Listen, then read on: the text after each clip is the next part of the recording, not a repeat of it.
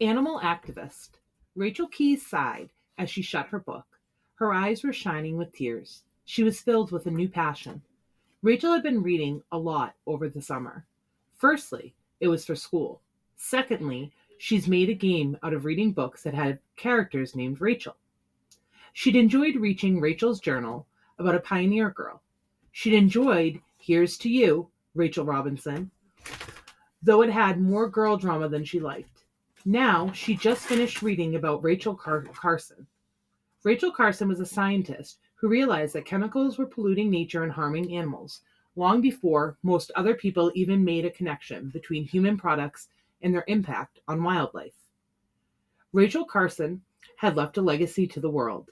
Because of her, millions of people wanted to use safer products that wouldn't harm the environment. Everyone was trying to make the world a better place for humans, animals, and plants to live. When Rachel finished reading about Miss Carson, she was inspired to do something better with her summer. She didn't want to read about what other Rachels had done. She wanted to leave a legacy too.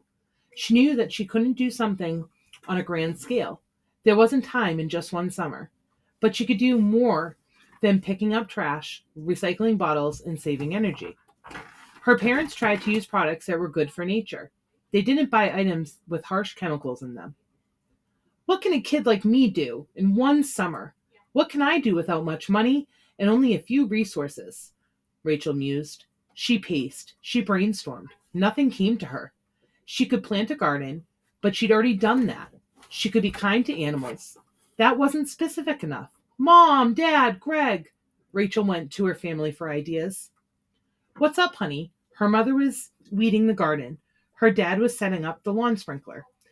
Gregory was making a wooden carving. I want to be like Rachel Carson. She made the world aware of how harmful chemicals were killing animals and plants. She showed people that we had to change or we destroy our world. I know I can't change the whole world today. I would like to improve my little corner of it. What can I do?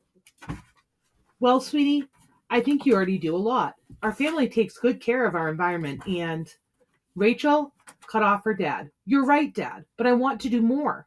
I want to do something special. Like a service project? Gregory spoke up. My Boy Scout troop does service projects. You choose a specific project you want to work on for a few weeks or something that's permanent. The main thing is to identify a need and fill it. See what you can do to find a solution for a problem in the community. I could help. I know something that always bothers you. Whenever we drive past the animal shelter, you get sad. You know those animals need to be adopted, or they'll be put to sleep. We can't adopt all those animals, even though you always ask me to, Mrs. Keyes spoke up. But Dad and I have been talking about maybe fostering some animals until they find their forever homes. We just don't have space, and we don't have the time. But if I could find the space and time, you would help us start a foster home for animals waiting for adoption? Rachel asked eagerly. We couldn't go around taking in just any animal. We need to get ones that would fit in the limited space and that wouldn't need lots of attention in the middle of the day once you both go back to school. Cats don't need to be walked. At the pet store, I've seen them set up a cat adoption area the size of my old playhouse. Rachel pointed to the pink shed in the garden. She rarely played there now. We could probably fit 5 or 6 cats in there, set it up with food bowls and litter pans, toys, and a place to play. It might take weeks to get all the special permits we would need, and we would have to find an agency to work with. But I'm willing to let you do it if you're willing to put in the time, Mrs. Keyes smiled. Rachel nodded.